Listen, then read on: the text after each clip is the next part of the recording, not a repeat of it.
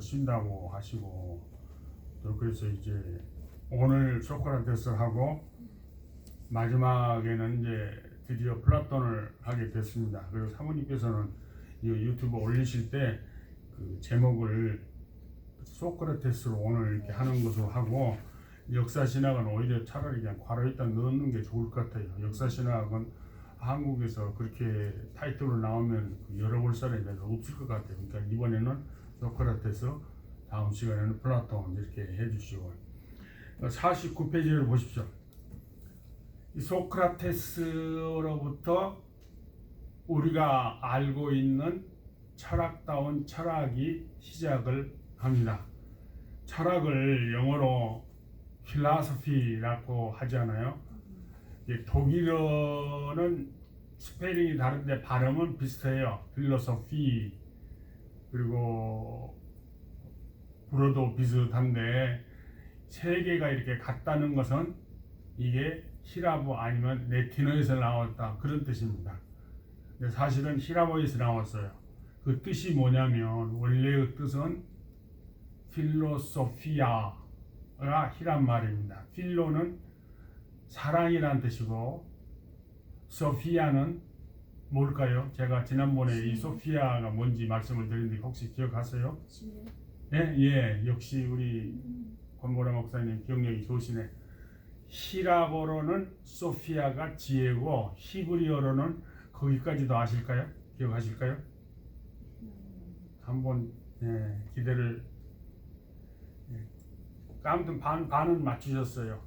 우리 이제 이 시간 이후로는 잊지 않으시는 게 좋을 것 같아요. 이게 아주 흔한 단어예요. 소피아 호크마. 한국의 주석서 가운데 호크마 주석서가 있더라고요. 그 전에 신문에 가끔 광고를 봤습니다. 그 호크마가 지혜입니다. 그래서 필로소피아, 필레오가 그 사랑하다, 지난번 그 제가 설교할 때 필레오와 아가파오에 대해서 말씀을 드린 적이 있는데, 필레오는 사랑하다라는 동사고 필리아는 사랑이라는 명사예요. 그러니까 필리아라고 하는 말과 소피아라고 하는 말을 결합해서 만든 단어가 필로소피아, 철학인데 원래 뜻은 그러니까 지혜에 대한 사랑입니다. 그래서 옛날에는 철학을 철학이라고 하지 않고 예지학이라고 불렀어요. 그 사랑한다고 할 때 예자에다가 지혜를 또 지자 써가지고, 지식이란 지자가 아니고 지혜라고 할 때 그 지자에서 예지학 이렇게 불렀습니다. 근데 언제부터 철학이란 말로 바꿨는지는 제가 정확히 잘 모르겠어요. 그런데 지금까지 그 배웠던 자연 철학자들과 또 소피스트의 경우에는 철학을 철학이라고 말하기가 조금 부자연스러웠어요. 그러나 소크라테스부터는 철학이 철학다운 의미를 가지게 됩니다. 다시 말해서 지혜에 대한 사랑, 지혜가 무슨 지혜냐 하면은 올바른 삶을 사는 지식이에요.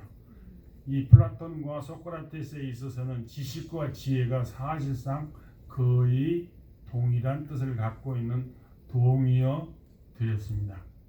소크라테스야말로 참다운 삶이 뭔가를 탐구했던, 평생 동안 그걸 탐구하는 데 일생을 바쳤던 최초의 철학자예요. 그 다음을 이은 사람이 플라톤이고 그 다음을 이은 사람이 아리스토텔레스. 그래서 이 세 사람을 아티카의 3대 철학자라고 부르고, 어떤 학자들이 이 사람들을 아티카 왕조다, 철학의 왕조다 이렇게 얘기한다고 지난번에 말씀을 드렸습니다. 그래서 그만큼 소크라테스가 중요한데, 문제가 뭐냐 하면 소크라테스는 전혀 기록을 남기지 않았습니다. 지난번에 제가 말씀을 드렸죠. 예수님도 기록을 남기지 않았고, 석가도 기록을 남기지 않았고, 공자는 뭐 주역을 썼다고 그러잖아요. 그리고 이렇게 세상 사람이 말하는 네 사람의 성자들이 그 글을 안 쓴 사람이 더 많죠. 그러니까 예수님은 성자, 문자 그대로 성자죠. 하나님의 아들이시니까. 그러니까 다른 사람과 비교할 수가 없지만은, 그래서 예수님의 사상을 예수님이 직접 쓴 책이 없으니까 그 제자들이 쓴 책을 통해서 알 수 있습니다. 마찬가지로 소크라테스의 경우에도 본인이 자기 자신에 대해서 글을 쓰지 않았어요. 그래서 다른 사람이 써놓은 것을 가지고 그 사람의 사상을 연구를 할 수밖에 없다. 이게 플라톤의 소크라테스의 문제입니다. 50페이지로 가면은 그러면 어떠한 출처가 있느냐, 그 사람을 소크라테스를 연구하는데 필요한 자료가 어떤 거냐, 가장 중요한 게 두 개예요. 지금 50페이지 두 번째 패러그래프입니다. 소크라테스에 관한 우리의 지식의 주된 출처는 플라톤과 크세노폰이고, 플라톤은 잘 아시다시피 금방 말씀드린 바와 같이 소크라테스의 제자입니다. 크세노폰도 제자라고 할 수도 있지만 이 사람은 원래 직업 군인이에요.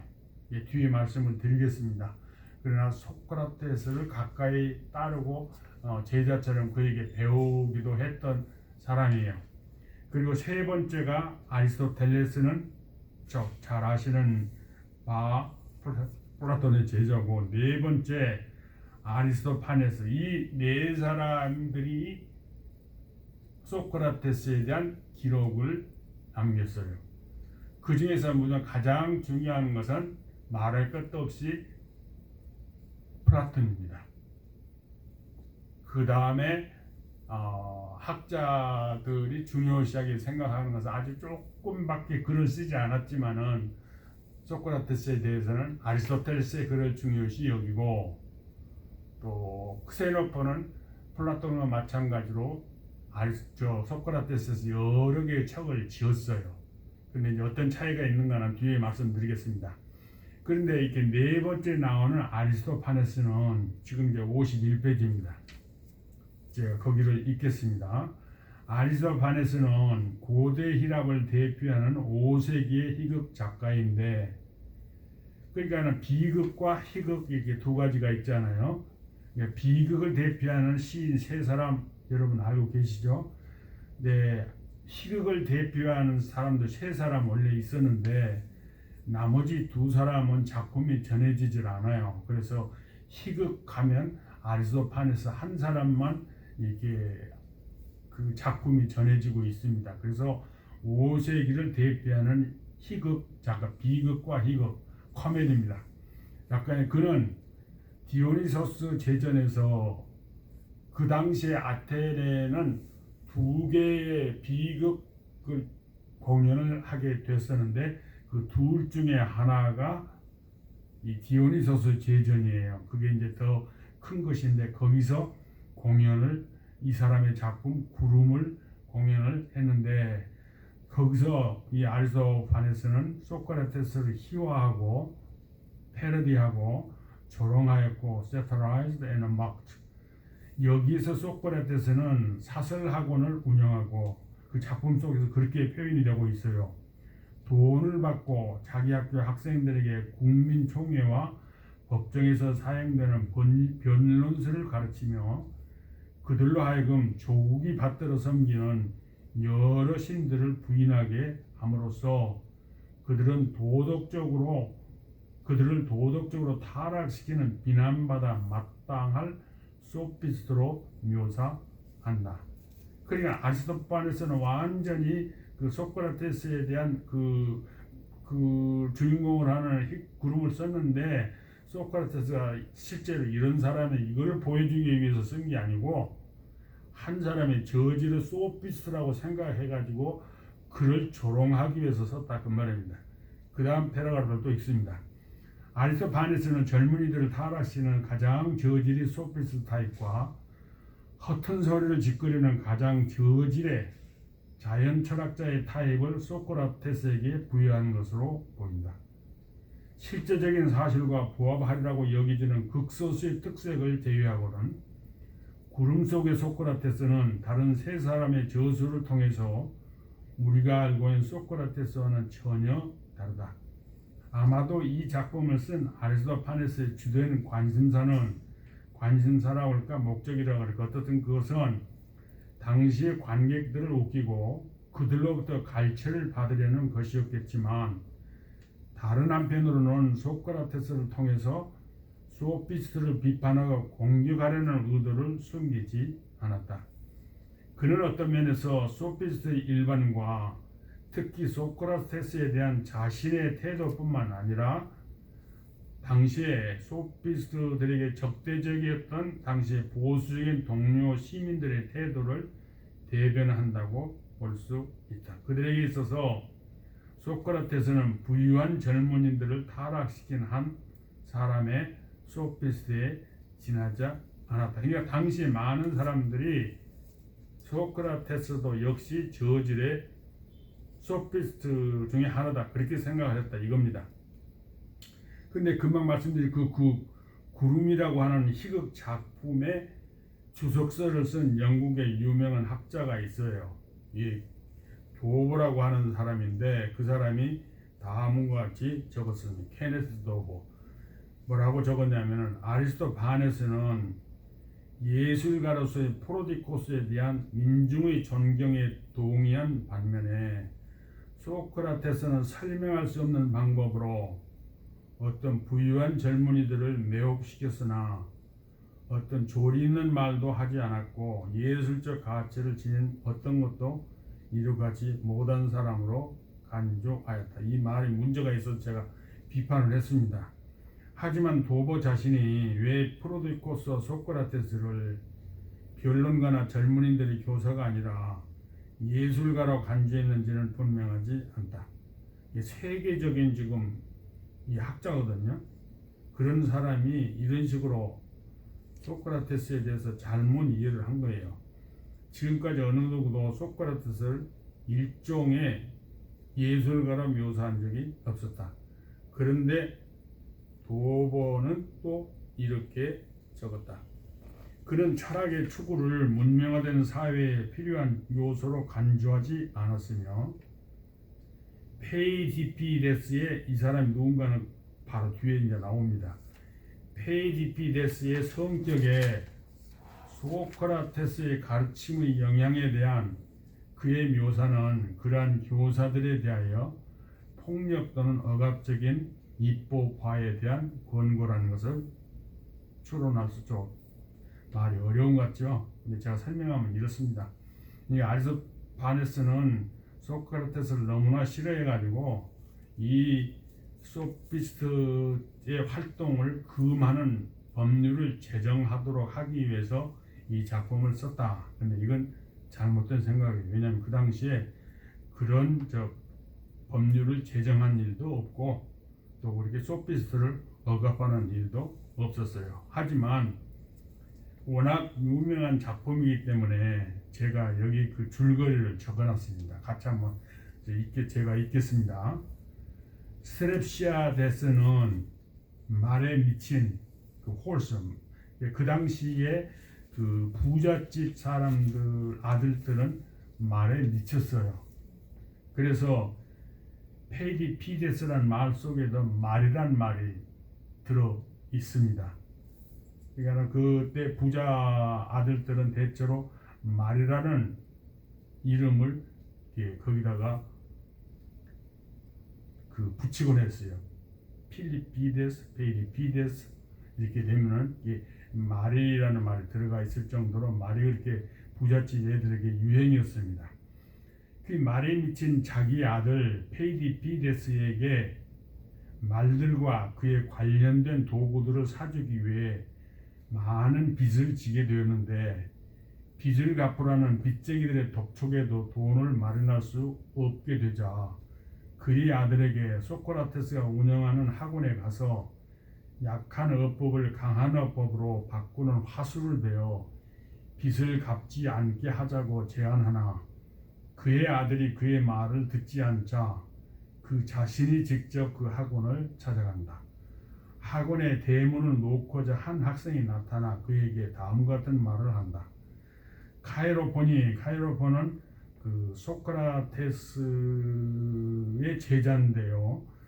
그 델포이에 가서 그 신탁을 받은 사람입니다. 세상에 소크라테스보다 더 현명한 사람이 있느냐라고 물으니까 그 신탁에서 소크라테스보다 더 현명한 사람은 없다라고 얘기를 했는데, 이게 저 소크라테스의 변호에 나오는 사람이에요.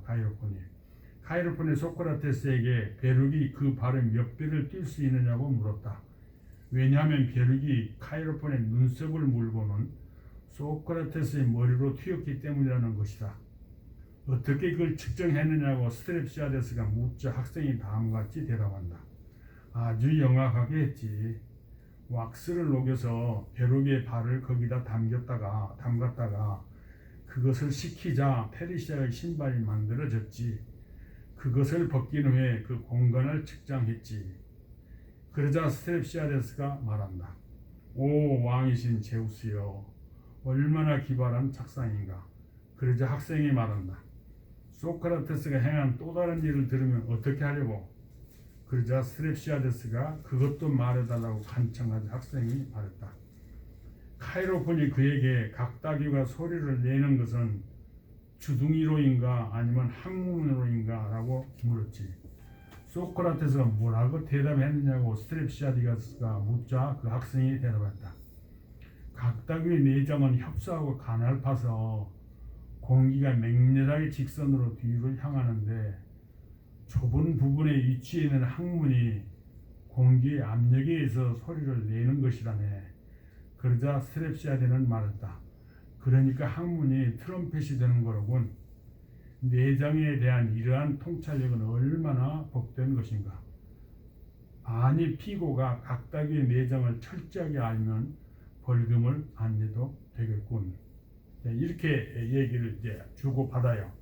소크라테스의 이러한 지혜의 감탄은 스트랩시아데스는 그의 제자가 되기로 결심하고 안으로 들어가자 소크라테스가 공중에서 바구니를 타고 이렇게 돌아다니는 모습이 보여요.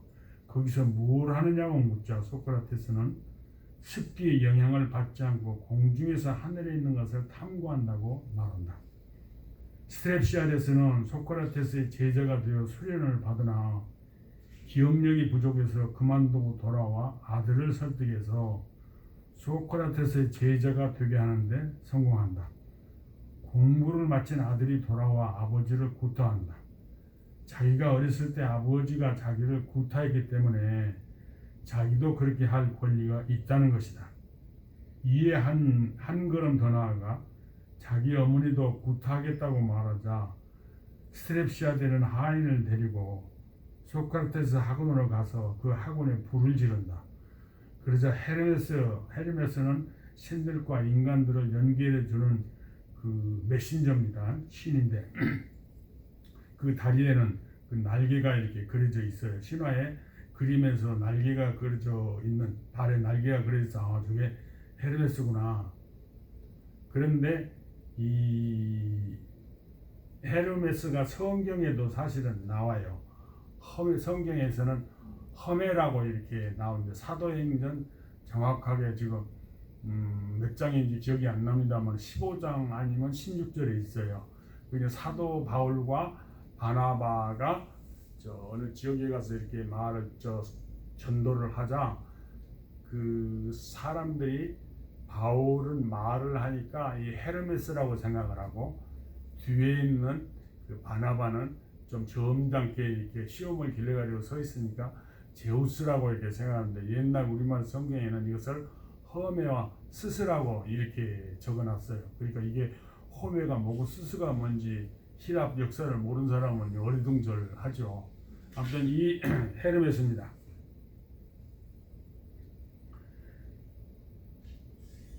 근데 헤르메스가 나타나서 그들을 쳐라.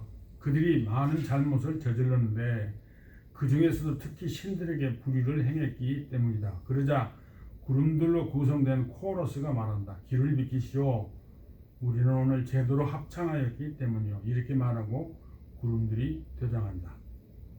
이게 금방 말씀드린 그 희극 구름의 내용을 요약한 겁니다. 그러니까 완전히 그 희화를 해가지고 사람들을 웃기려고 이제는 되지 못한 소리를 하는 그 저질의 소피스트로 이게 묘사를 했다 이거예요. 그러니까 얼마나 당시에 지도층, 보수적인 지도층의 사람들이 소피스트를 싫어했으면 이 소크라테스를 그런 식으로 묘사를 했겠어요. 그러니까는 아리스토파네스가 정말로 소크라테스를 소피스트로 생각을 했던 어쨌든 간에 다른 모든 사람보다 아테네에서 가장 많이 알려져 있는 사람이 소크라테스고, 소크라테스가 많은 사람으로부터 미움을 받게 됐어요. 그 이유를 뒤에 이제 말씀을 드리겠습니다. 그 다음에 아리스토텔레스의 증언이 나오는데, 이 증언이 어디냐면 아리스토텔레스의 많은 저서 중에서 가장 중요한 저서 중에 하나가 형이상학입니다. 그 좀 길고 어려우니까 제가 안 읽고 설명만 간단히 드리겠어요. 플라톤의 가장 그 학설 중에 많이 알려져 있고 유명한 학설이 뭐냐면 바로 이데아론입니다. 이거는 이제 다음 시간 플라톤 할 때 제가 말씀을 드리는데, 이데아론은 플라톤의 이론이지 소크라테스의 이론은 아니다 하는 말을 이 형이상학에서 했어요. 그래서 플라톤의 작품을 읽을 때 이데아론이 나오면 이건 플라톤의 사상이지 소크라테스 사상은 아니다, 이런 식으로 판가름하는 하나의 기준이랄까요, 척도가 됐습니다. 세 번째가 이제 크세노폰인데, 조금 전에 말씀드린 대로 크세노폰은 원래는 정식 제대로 된 철학자라기보다는 아마추어 철학자고 직업 군인이었어요. 그런데 소크라테스를 변명하기 위해서 몇 개의 글들을 썼는데, 그 속에 나오는 소크라테스는 그냥 도덕 군자로서 많은 사람에게 실생활에 도움이 되는 그런 충고들을 해주는 그런 사람으로 묘사를 해놨다 그럽니다. 그러니까 학자들의 공통된 그거는, 만약에 소크라테스가 크세노폰이 그린 그런 사람이라면, 크세노폰이 묘사한 그런 유행의 사람이라면 그가 그 고발을 당하지도 않았을 거고, 또 독배를 마시고 죽음을 당하지도 않았을 것이다. 말을 바꾸면은 크세노폰은 소크라테스를 자기의 수준으로 끌어내렸다고 얘기할 수 있는 반면에, 플라톤은 소크라테스를 실제 이상으로 이렇게 이상화했다고 생각할 수 있어요. 그래서 57페이지 일생을 보겠습니다. 우선 조금 읽으면요. 소크라테스는 BC 470년 또는 469년에 태어났다. 그의 아버지 소프로니코스는 조각가였고 어머니 파에나레테는 산파였다. 소크라테스는 아마도 당시의 일반 시민들의 자녀들이 받았던 전통적인 교육을 받은 한편 아버지 밑에서 조각하는 기술을 배웠을 것으로 추측된다. 지금은 사라진 지 오래지만 그 아크로폴리스의 파르테논 신전이 있잖아요. 거기 올라가 보면 이런 조각은 없다 이거예요. 근데 이제 제가 읽기도 전에 설명을 미리 했네요. 지금은 사라진 지 오래지만 당시 아테네의 아크로폴리스 입구에 설치되었던 3명의 우아의 여신들, 아름다운 여신들이라고 해서 우아의 여신이다. 히란 말로는 카리테스라고 그러는데, 이 영어로는 그레이스라고 이렇게 번역이 되어 있잖아요.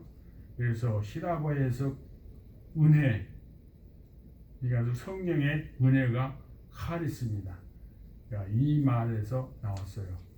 이 하르테스를 포함한 일군의 조각들을 소크라테스가 제작하였다는 설이 있다. 하지만 이 설의 진위 여부는 지금까지 밝혀지지 않았다.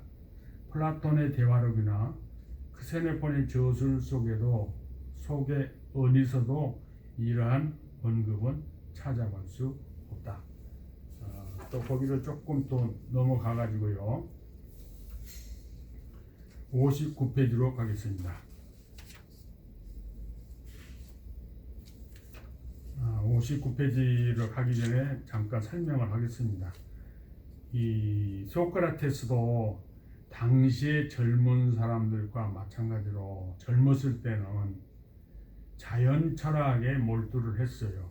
사물들이 어떻게 생겨나고 어떻게 변하고 어떻게 소멸하는가 이러는데 여러 사람의 자연 철학자들의 설을 이렇게 탐구를 하고 마지막에 아낙사고라스라는 사람의 책을 사서 읽어봤지만 자기가 생각하는 그런 유행의 해답을 얻을 수가 없었고 자기 자신도 그에 대한 확실한 대답을 제공할 수 없다고 생각을 해서 소크라테스는 탐구의 방향을 바꿨어요. 자연 철학을 접어두고 인간 문제를 연구하기 시작을 했습니다. 그래서 그 로마를 대표하는 그 수사학자가 키케로인데 지금 58페이지 제일 밑에 있는 패러그래프를 읽겠습니다. 이 사건은 소크라테스 생애에서뿐만 아니라 서양 철학사에서 중대한 의미를 갖는다. 왜냐하면 이러한 방향 전환은 금방 말씀드린 대로 자연 철학에서 인간으로 그 방향을 전환했다. 이게 탐구의 대상은 인간 소크라테스 자신뿐만 아니라 철학의 외적 세계에서 내적 세계로 전환을 의미하기 때문이다. 그는 사람들의 관심을 소크라테스 이전 시대의 특색인 자연세계에 대한 사변에서 인간과 사회의 문제들에 대한 탐구로 전환시킨 것이다. 그래서 키케로는 조금 전에 말씀드린 대로 로마를 대표하는 대공본가요 수사학자예요. 두 사람, 그러니까 고대 세계를 대표하는 두 사람의 유명한 수사학자의 웅변가가 둘이 있습니다. 시랍 시대를 대표하는 웅변가 수사학자는 데모스테네스고 로마를 대표하는 수사학자 및 웅변가는 키케로예요. 시간이 없어요. 두 사람에 대해서는 자세히 설명을 못하고 다음 기회에 혹시 기회가 주어지면 하겠습니다. 그래서 키케로는 지금 59페이지 제일 위입니다. 그래서 키케로는 소크라테스가 철학을 하늘에서 인간이 사는 도시로 끌어내리고 심지어 가정에까지 끌어들였다고 말했다. 그의 전향이 의미하는 바는 우주의 기원, 천체의 구성과 운동, 지구의 모양, 사물들의 생성과 소멸에 대한 연구는 그 중요성에 있어서 인간 자신에 대한 탐구에 미치지 못한다는 것이다. 다시 말해 인간에 대한 탐구가 철학의 기본 과제라는 것을 말해주는 것이었다. 3번 59페이지 시대적 요청에 대해서는 간단히 제가 요약을 하겠습니다.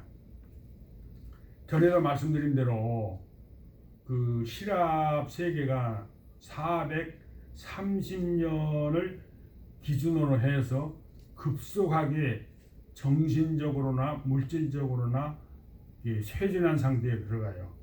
그 이유가 두 개 있는데 하나는 펠로폰네소스 전쟁이 30년간 계속됐기 때문이요. 431년에 시작해서 404년에 이 전쟁이 끝나는데 아테네가 스파르타에게 패배함으로 전쟁이 끝났다고 말씀을 드린 바 있어요. 전쟁 때는 그러지 않아도 이렇게 도덕이 지켜지지 잘 않잖아요. 도둑질도 성행하고 뭐 사재기는 말할 것도 없고 약탈 이런 것들이 성행을 하는데 그 불에 기름을 끼얹는 역할을 한 사람들이 바로 소피스트입니다. 그런 전통적인 가치관, 종교, 도덕 같은 것에 대해서 가혹한 비판을 함으로써 청년들에게 이렇게 지적인 혼란을 가져다 주었어요. 그래서 정말 양심이 있는 기성세대들은 누군가가 나타나서 절대적인 진리, 보편적인 가치가 있다는 것을 젊은들에게 말해줄 사람이 필요하다고 생각하게 됐어요. 그런 필요에 부응해서 일어난 사람이 바로 소크라테스다, 그 말입니다.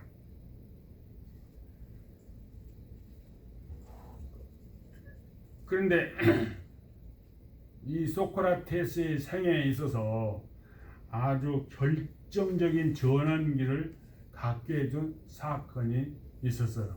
여기 소크라테스의 변호의 이제 감상문을 쓰시려면은 지금 강의를 잘 들어야 될 거예요, 신전도사님. 이제 조금 전에 말씀드린 카이로폰이라는 사람이 델포이에 있는 아폴로 신전에 가서 물었어요. 지금 세상에 소크라테스보다 더 현명한 사람이 있습니까? 그랬더니 소크라테스보다 더 현명한 사람 없습니다 라는 신탁이 내려졌어요. 그래서 카이로폰이 와가지고 소크라테스에 이제 이 얘기를 한 것이죠. 그러니까 소크라테스가 그 말을 듣고 충격을 받았어요. 자기는 아는 바도 없고, 그러니까 자연 세계에 대해서도 연구를 했지만 그 해답을 찾지 못했고, 또 인간을 연구하기 시작하면서도 정말 뭐가 진정한 선이고 뭐가 영원 불변한 진리인지를 아직도 깨닫지 못하고 있는데, 어떻게 해서 신이 자기를 가장 현명한 사람이라고 했을까? 그래서 그 의미를 알려 고민하던 그때 사람들을 찾아가서 그 신탁의 의미를 알아보기로 작정을 했어요. 그래서 제일 먼저 찾아가는 것이 당시의 정치 지도자들이었습니다. 그래서 그들을 찾아가서 이제 그들은 뭐가 정이고 뭐가 선이고 뭐가 국가를 위한 일이고 이런 것을 사람들 앞에 이렇게 그럴싸하게 웅변적으로 말하던 사람들이거든요. 그래서 그들을 찾아가서 정말 인간 자신과 개인과 국가를 위해서 정말 필요한 것이 뭔지, 도움이 유익한 것이 무엇인지, 뭐가 정말 선이고 덕인지, 정의가 뭔지에 대해서 캐묻기 시작을 했습니다. 그랬더니 놀랍게도 아무도 그에 대해서 제대로 대답을 하지를 못했어요. 그래서 두 번째로 찾아가는 것이 유명한 시인들이었습니다. 그래서 시인들을 찾아가 가지고 그 시인들이 가장 잘 쓴 작품으로 소문이 나 있는 작품을 선택해 가지고 그들이 그 작품 속에서 말하는 것들에 대한 의미를 물었어요. 인간은 이렇게 해야 되고 인간은 저렇게 해야 되고 뭐가 옳고 하는데 그게 어떤 의미로 그런 말을 했습니까? 이거 구체적으로 하나하나 이렇게 물으니까 아무나 또 대답을 못하는 거예요. 오히려 옆에서 그 소크라테스가 하는 질문을 듣고 있던 그 방청객들이 소위 말하면 오히려 그 작품의 주제와 의미에 대해서 더 잘 알고 있더라 이거예요. 그래서 소크라테스가 생각한 거예요. 이 사람들이 작품을 쓴 것은 정말 지혜가 있거나 올바른 지식이 있어서 쓰는 게 아니고 어떤 영감에 의해서 어떤 천성에 의해서 작품을 쓰는 거로구나. 이 말이 사실은 진리예요, 문학에서도. 근데 시간상 더 이상 이거에 대해서 제가 말씀드리지 않겠습니다. 그런데도 불구하고 이 정치인들이나 시인들은 자기들이 정말 세상에서 가장 현명한 채 하더라 이거예요. 그러니까 정말 아무것도 필요한 지식을 정말 인생을 사는 데서 가장 중요한 지식에 대해서는 아무것도 갖고 있지 않은 사람이 아는 이 사람들은 아는 채고 잘난 채를 하더라 이거예요. 그래서 소크라테스가 생각을 한 거예요. 내가 저 사람들보다는 현명하구나. 왜냐하면 저 사람들이나 나나 아무것도 중요한 것은 알지 못하는데 나는 아무것도 알지 못한다는 사실은 알고 있으나 저 사람들은 그것조차도 모르는다. 그렇기 때문에 적어도 그 사실을 안다는 것 자체만으로는 내가 저들보다 현명한 거로구나 라고 생각을 했어요. 세 번째 찾아가는 것이 이제 조각가, 미술가, 공예사들 그런 사람들이었습니다. 가서 이제 또 그 대화를 나눠 보니까 이 사람들은 그 정치가들이나 시인들과는 달리 자기가 하는 일에 대한 분명한 지식도 있고 기술도 있었어요. 그런데 문제는 자기들이 그런 작품들을 잘 만든 것으로 인해서 세상의 중대한 일에 대해 국가에 대한 것에 대해서도 자기들이 아주 현명하고 최고라고 착각을 하고 있더라 이겁니다. 그래서 소크라테스가 죄송합니다.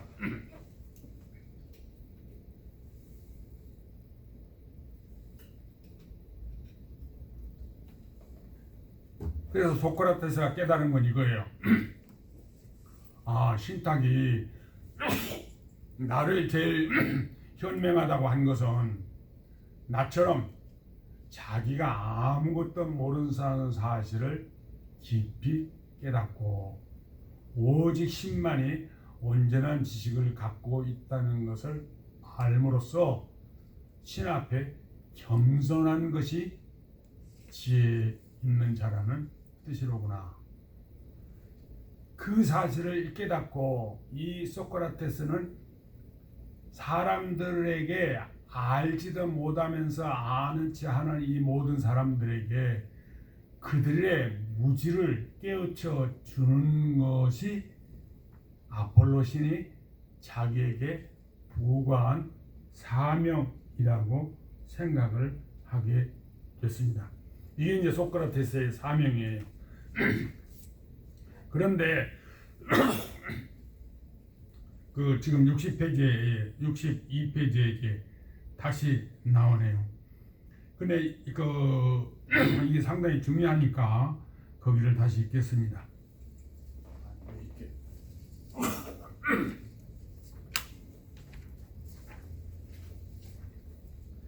이와 같이 소크라테스의 무지에 대한 고백은 깊은 경건의 표시라고 할 수 있다. 실제로 소크라테스에게 있어서 신의 뜻에 복종하는 것은 그에게 있어서는 지상의 과제요 자기 삶의 최고의 목표이기도 하였다. 그에게 있어서는 불의를 행하는 건 못지않게 신이나 인간이나 간에 자기보다 훌륭한 자에게 불복종하는 것은 옳지 못할 일일 뿐만 아니라 수치로운 일이었다는 것을 깨달은 겁니다. 그런데 그에 의하면은 인간들에게서 최선의 지도자들은 인간이 아니라 결국 신이라는 것, 그리고 모든 좋은 것들은 신들에게서 비롯된다고 믿었습니다. 우리 성경에도 모든 좋은 것은 다 하나님으로부터 나온다고 그런데 이 올바른 신을 믿지 않았던 소크라테스도 이런 깨달음을 얻은 것입니다. 그런데 소크라테스가 왜 많은 사람들에게 미움을 받게 되느냐? 그것은 사람들과 이게 대화를 나누면서 이게 그들의 말에 요즘 말로 하면 말꼬리를 잡고 그 잘못된 것을 꼬치꼬치 캐묻고 지적을 하기 시작을 했습니다. 그러면은 이렇게 소크라테스처럼 평생을 연구해 온 사람 앞에서 그 사람이 꼬치꼬치 그 말꼬리를 그 잡고 캐물으면 그에 대해서 대답을 제대로 할 수 있는 사람이 세상에 몇 사람이나 있겠어요. 우리가 또 소크라테스가 개인적으로 찾아가 가지고 단 둘이만 이렇게 대화를 한 게 아니고 소크라테스가 가는 곳에서는 젊은이들이 항상 이렇게 따라 다녔어요. 그러니까 사람들 옆에 젊은 사람들 있는 데서 자기의 무지가 백일하에 폭로되면은 그 사람들의 기분이 어떻겠습니까? 그걸 좋아할 사람이 어디 있어요? 분노할 뿐만 아니라 앙심을 품게 되었습니다. 그래서 소크라테스에게 당한 사람들은 소크라테스가 아주 못된 사람이다, 젊은이들을 타락시키고 되지 않는 논법을 써서 이게 말을 뒤엎는 사람이다, 이런 말을 퍼뜨리기 시작할 뿐만 아니라 마침내는 그를 고소하기에 이르렀던 것입니다. 그래서 이렇게 사람들을 대질 신문한 것을 그 전문적인 용어로 63페이지입니다. 그것을 엘렌 코스라고 그러는데 이건 좀 너무 딱딱한 것이기 때문에 긴 설명은 하지 않겠어요. 근데 또 한 가지 방법론이 있어요. 소크라테스가 활용을 했던 방법론의 하나가 엘렌 코스고, 엘렌 코스는 상대방의 무지를 폭로하기 위해서 대질 신문을 하는 것을 엘렌 코스라고 하고, 또 한 가지 방법은 삼파술이에요. 지금 저 64페이지를 하고 있습니다. 64페이지 이 삼파술. 조금 전에 그 처음에 서문에도 그 읽었듯이 그 아버지는 조각가고 그 어머니는 삼파라고 그랬잖아요. 자기가 그 삼파의 아들이기 때문에 어머니처럼 삼파술을 이렇게 적용을 한다는 얘기를 테라이토소스라고 하는 대화락에서 얘기를 하고 있어요. 근데 삼파가 하는 일은 뭡니까? 삼파가 하는 일은 산모가 아이를 큰 고통 없이 낳도록 도와주는 사람 아닙니까? 그런데 산파가 할 수 없는 일이 있어요. 그것은 산모를 대신해서 아기를 낳아주지는 못한다는 사실입니다. 소크라테스가 하는 일이 똑같다고 자신은 그렇게 얘기를 했어요. 나는 답을 알지는 못하지만 답을 찾아가도록 젊은이들을 이끌어주는 역할을 한다. 그것을 삼파술이라고 얘기를 했습니다. 그러면 소크라테스가 하는 일을 이미 제가 말씀을 드렸습니다만은 그 65페이지에 아테네 쇠팔이 여기서부터 조금씩 이제 읽겠습니다. 나머지 시간에는 소크라테스는 자신의 역할을 크고 고귀한 말을 물어뜯어 일깨우는 쇠파리에 그것에 비유하였다. 그는 말하자면 자신이 정신적으로 나태해진 자들을 타이르고 나무라고 자극을 줌으로써 그들을 영혼의 잠에서 일깨우도록 아폴로 신이 아테네에 보낸 정신적인 쇠파리 즉 등이라는 것이다. 이게 소크라테스의 변호라는 책에 나옵니다. 아테네가 헬라의 교사라고 페리클레스는 450년에서 430년까지 20년 동안 영거포 장군으로 선출이 돼서 아테네를 문화의 전성기로 만들었던 위대한 정치가입니다. 페리클레스 그 시기를 페리클레스 시대라고 얘기도 하고 페리클리안 에이지라고 하기도 하고 골든 에이지 오브 그리스라고 얘기를 합니다. 그 사람이 장례식 연설에서 한 말에 아테네는 헬라 전체의 교사다, 선생이다 이렇게 얘기를 한 바 있어요. 실제로 아테네는 그리스의 지적 문화적 중심지였다. 따라서 아테네인들이 자기들의 국가에 대해서 자랑스러워했고 다른 도시국가들의 시민들에 대해서 우월감을 느끼는 것은 당연하다고 하겠다. 그들은 더 나아가 지적으로나 정신적으로 부족함이 없다고 생각하였다.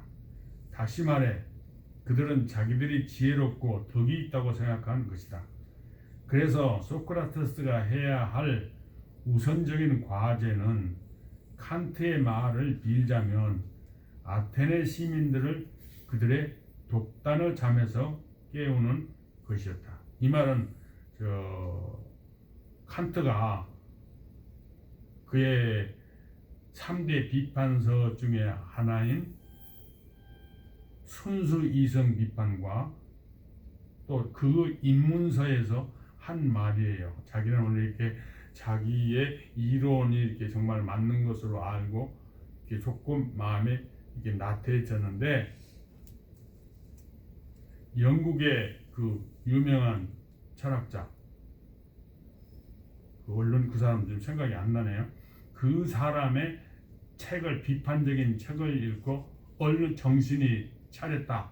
예, 마치 자기가 꿈꾸는 듯 하다가 이게 단잠에서 깨는 것처럼 정신을 바짝 차리게 되었다. 제가 이따가 생각이 나면 그 철학자에 대해서 말씀을 드리겠습니다. 다시 말해 무지 혼수 상태에서 그들을 일깨우는 것이었다.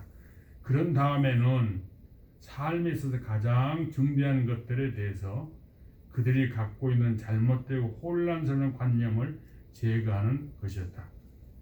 그렇게 그 신학자가, 철학자가 데이비드 휴민이에요. 영국의 그 유명한 경험주의를 대표하는 철학자를 둘 들라면은 하나는 존 락크고 하나는 데이비드 휴미입니다. 그 휴미의 책을 읽고 칸트가 자기가 독단의 잠에서 깨게 됐다라고 그렇게 썼어요. 형이상학 서론이라는 책에서도 그 얘기를 했고, 조금 전에 말씀드린 칸트의 3대 비판서 중에 가장 중요한 순수 이성 비판에서도 이 얘기를 하고 있어요. 어쨌든 간에 소크라테스는 그런 역할을 하게 됐다 이겁니다. 그렇게 함으로써 자신들의 삶을 재음미 또는 재검토하게 하는 것이었다. 그래서 소크라테스는 음미되지 않는 삶은 살 가치가 없다. 소크라테스가 한 유명한 말 중에 하나가 이거예요. 체크를 해두시기 바랍니다. 그러면은 음미되지 않는 삶은 살 가치가 없다는 말이 무슨 말이냐? 제가 거기다 해석을 써놨어요. 음미된 삶이란 자신들이 단순히 삶에 있어서 가장 중대한 것들에 대해 올바른 개념을 갖고 있는지 아닌지를 검토하는 데 그치지 않고, 자신들의 생애 목표가 올바로 설정되었는지, 그리고 그 목표를 달성하기 위해서 최선을 다하고 있는지를 검토하는 삶이다. 이런 의미로 소크라테스가 이 말을 했어요. 동양식으로 말하면 일일 삼성과 같은 것입니다. 동양의 군자들은 하루에 3번씩 자기를 이렇게 고찰했다고 그랬잖아요. 내가 정말 올바른 길로 가고 있는가, 올바른 행동을 하고 있는가. 그래서 우리가 하나가 깨달아야 할 것이 여기 있어요.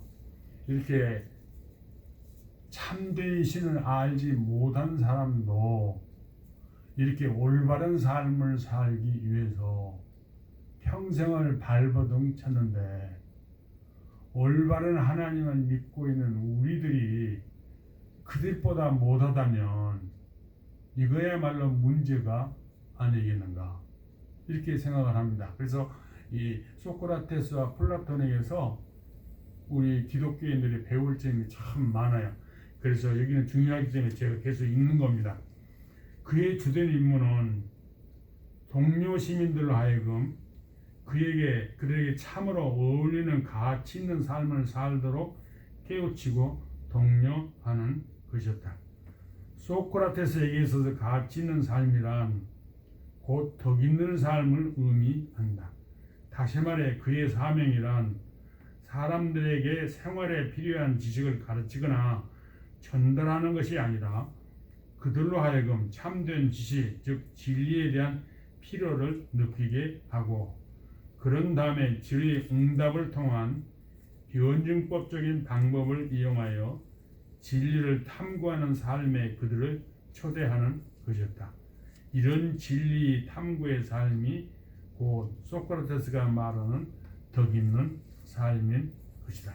66페이지로 가겠습니다. 소크라테스의 윤리적인 사상.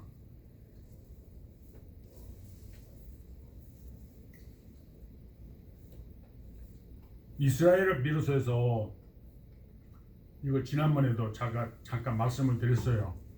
고대 다른 나라 사람들에 있어서 마찬가지로 고대 히랍에 있어서도 정의의 기본적인 의미는 법을 준수하는 것이다. 따라서 정의로운 삶이란 국가의 법을 준수하는 삶이라고 할 수 있다. 이스라엘식으로 말하면 하나님께서 모세를 통해 주신 율법을 준수하는 것이 정의의 기본이다. 그런 말씀을 드렸어요. 그러나 신약시대 예수님이 오신 뒤에는 정의의 개념이 바뀝니다. 율법을 준수하는 것이 정의가 아니에요. 한마디로 말하면 주님을 닮는 것이 정의입니다. 또 다른 말로 하면은 하나님의 영이 내 안에 계셔서 나를 인도하시는 대로 행하는 것이 정의예요. 우리의 정의는 우리에게 있는 것이 아니고 예수 그리스도에게 있는 것입니다. 그리스도 안에 있으므로 우리가 의롭다. 율법을 다 온전하게 지키지 못해도 하나님께서 예수님을 보시고 우리를 정의롭다 하신다. 그 말씀이죠. 그러니까 그 구약의 율법의 개념과 신약의 율법의 개념은 좀 다릅니다. 하지만 소크라테스에게 있어서 덕 있는 삶을 산다는 것은 단순히 국가의 법률과 사회적 규범에 맞춰서 하는 것이 아니었다. 여기서부터 이제 또 성경과 관련이 되어 있으니까 계속해서 잘 들어보시기 바랍니다.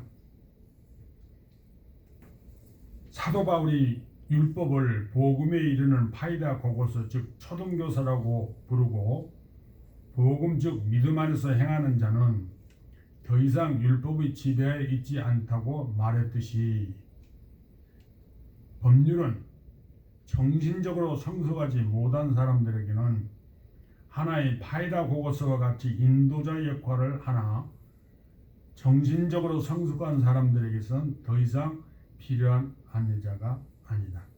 이때에는 선 자체에 이르는 길로 우리를 인도할 새로운 인도자, 단순히 법리나 율법이 아니라 새로운 인도자가 필요하다 이거예요. 이 새로운 인도자를 어디서 찾을 것인가? 소크라테스에 의하면 그것은 바로 우리 속에 있는 로고스 또는 누스이다. 로고스는 흔히 이성으로 그리고 누스는 정신으로 번역된다. 그런데 이성이 우리의 인도자 또는 안내자 역할을 하려면 우리의 영혼이 먼저 정화되어야 한다. 잘못된 관념으로 뿐만 아니라 육신적 그리고 세상적인 욕망으로부터 그것이 정화되어야 한다. 누스가 영혼의 눈이다. 이 영혼의 눈인 누스가 올바로 보려면은 영혼이 먼저 정화되어야 한다. 그래서 이 누스가 존재들을 밝히보고 그들에 대한 지식을 획득하게 되면은 우리는 세계를 지배하는 이성에 따라 행동하게 된다. 로고스가 온 세계를 지배하는 그 능력이에요. 원칙이에요. 이걸 처음으로 얘기한 사람이 지난번에 우리가 공부했던 헤라클레이토스라고 말씀을 드렸습니다. 이 사상이 소크라테스와 플라톤에게도 전해지는 것이에요. 놀랍게도 이 로고스가 예수님을 신약 성경 특히 요한복음에서는 예수님을 지칭하게 됐잖아요. 조금 더 있겠으면 계속해서 그렇게 되면 인간적인 법률이나 사회적 제약을 초월하게 된다. 성경적인 표현을 빌자면 조금 전에 말씀드린 것과 같은 거예요. 성경적인 표현을 빌자면 성령님이 우리 안에 거하시면 우리가 진리를 알게 되고 진리가 우리를 자유롭게 한다. 그 밑에 주에다 적어놨어요. 요한복음 8장 32절에 나오는 말씀입니다. 성령님에 해당하는 것이 소크라테스와 플라톤에게 있어서 우주를 지배하는 로고스인 것이다. 이 로고스의 지배를 받게 되면 다시 말해 로고스에 따라 행하게 되면은 우리가 도덕적으로나 영적으로 보다 높은 차원에서 행하게 되는 것이다. 이것은 마치 산상수훈이 구약의 토라 모세 오경보다 훨씬 높은 차원에 있는 것과 비슷한 거예요. 계속해서 읽으면요, 로고스에 따라 사는 사람은 영원한 진리에 대한 지식을 소유하게 된다. 그리고 이런 사람은 세상적인 욕망에 이끌리지 않으며 악을 행하기를 원하지 않는다. 이렇게 되면 덕은 지식이다 라든가 의도적으로 악을 행하지 않는다와 같은 소위 소크라테의 역설들이 역설이기를 그치게 된다. 그러므로 소크라테스가 말하는 지식은 세상 사람들이 말하는 지식이나 학문적인 지식이 아니다. 그것은